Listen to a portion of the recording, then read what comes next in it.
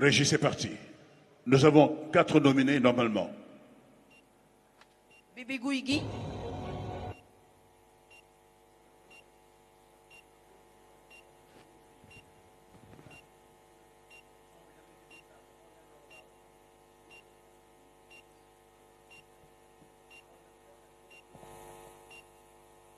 Il a été vainqueur du CLAF de cette année, Bébé Gouigui. Il a effectué de très belles performances.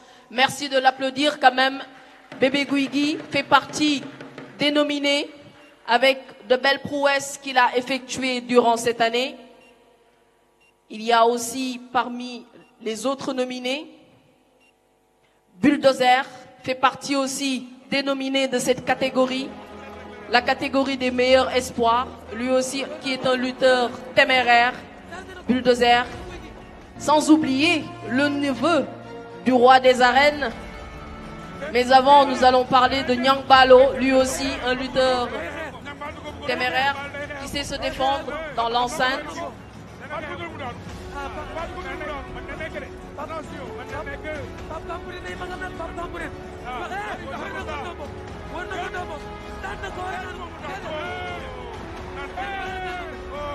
Alors, on vient de voir la vidéo de Nyang Balo, un lutteur très coriace, qui domine ses adversaires de par ses coups, de par ses prises techniques.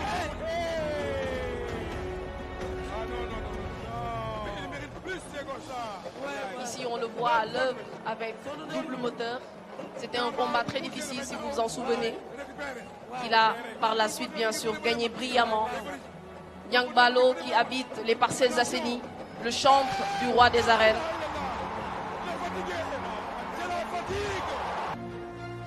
Et on va enchaîner bien sûr avec le neveu du roi des arènes qui est aujourd'hui avec nous, Petit Lo.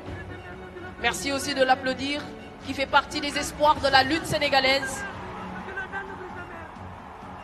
Avec de belles prises, il a su bien sûr défendre l'honneur de son papa.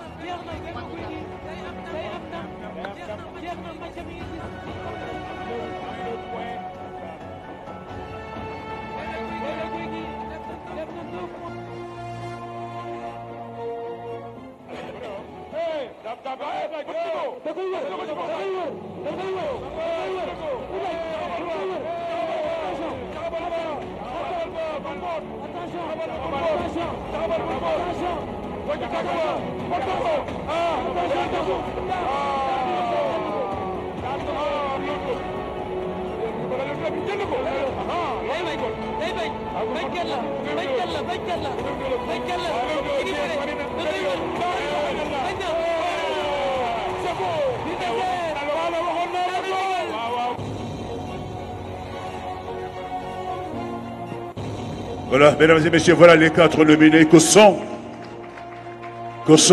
Régis, s'il vous plaît, nous avons Bulldozer, Nyang Balo, Bébé Gouigui et Petit Lo. Alors, qui des 4 nominés sera élu ce soir meilleur espoir de la lutte sénégalaise? Alors, nous allons appeler Monsieur Malingom, qui est le président actuel du CNG de lutte. Merci de nous rejoindre, Monsieur Malingom. Alors, ñu tàcc Malingom, s'il vous plaît. Moom moo ñuy wax xaaral xamaguñu kan la moom rek moo ko xam. Montez, s'il vous plaît.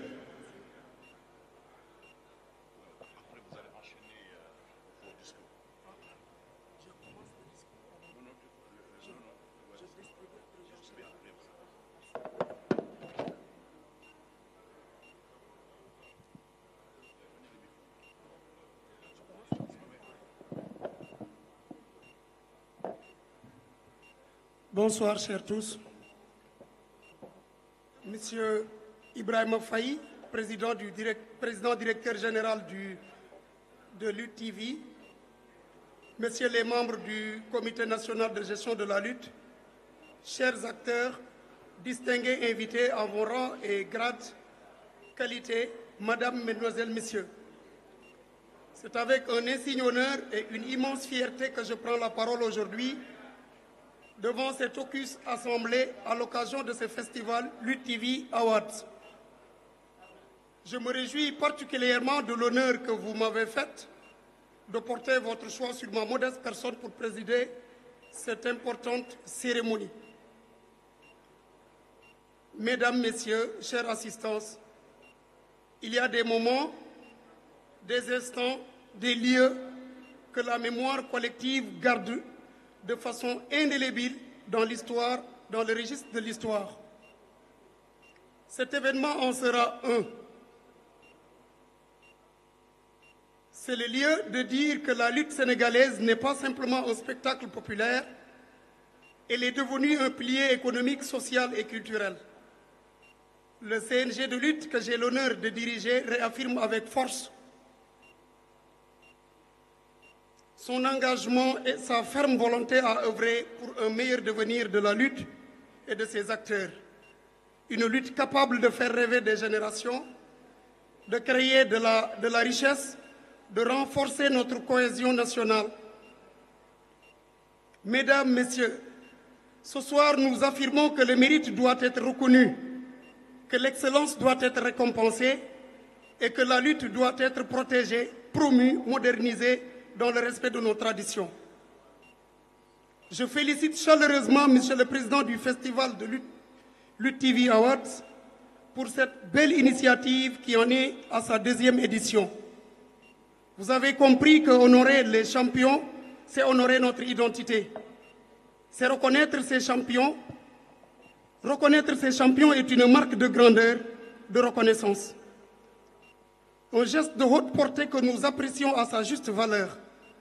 Que le Seigneur, dans son infini bonheur, vous garde au centuple de ses efforts que vous ne cessez de consentir pour le rayonnement de la lutte sénégalaise.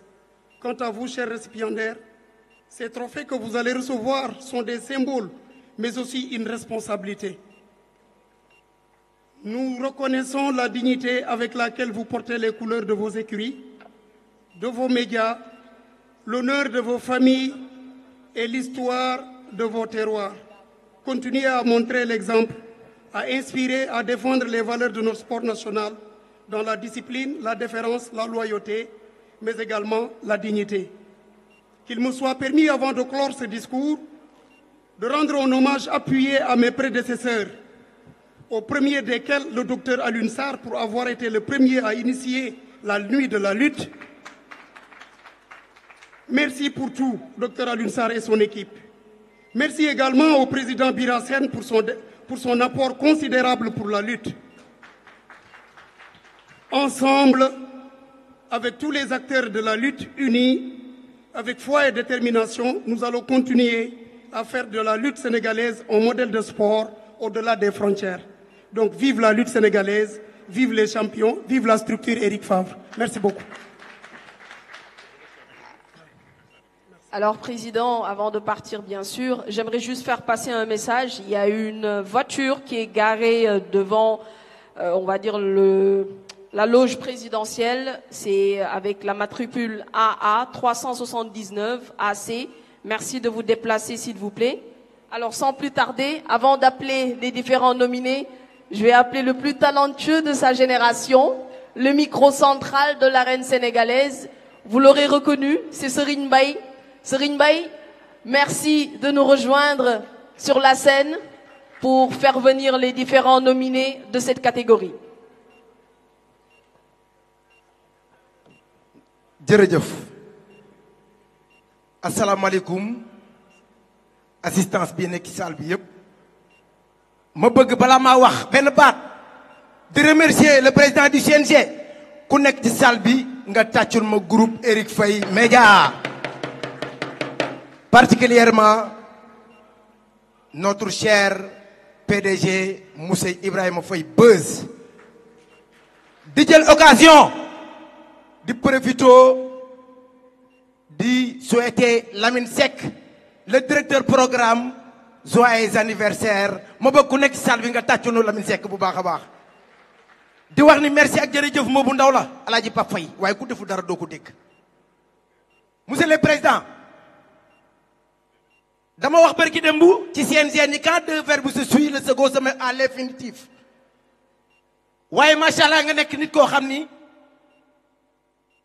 Bira Sène bu dee suwaatoon ci 16 bi nga toog tey jii duñ la defaraat sa toogaay ndax sa jom sa fulla sa ngor sa personnalité waaye ak xam ki nga doon discours bi nga def tey jii yëngal nga salle bi yëpp macha allah. remercier nga Alioune Sarr remercier nga notre cher président du CNG monsieur Bira Sène ma bëgg ku nekk salle bi nga tàccul nu Malick Ngom tàccul nu ko bu baax a baax jërëjëf merci beaucoup. léegi nag du ma guddal te ndeng dañu wax ni Niang Sène dafa absenté waaye ñu ngi woo Bulldozer mu ñëw taxaw fii ñu ngi woo tamit Bébé Guy gi mu ñëw taxaw fii waaye ñu ngi woo ba léegi Petit Lo mu ñëw taxaw fii ki nga xam ne nag te ndeng yaakaar naa ni moo war a joxe meilleur espoir mooy le président du CNG monsieur Bira Sène kon Bulldozer mën na ñëw taxaw Petit Lo mën na ñëw taxaw waaye ba léegi Niang Ballo mën na ñëw taxaw Alaaji Pape Faye vous avez la parole. waaw kon nag gaa ñi nee nañu wërëwa dem na kën retenez vos souffles.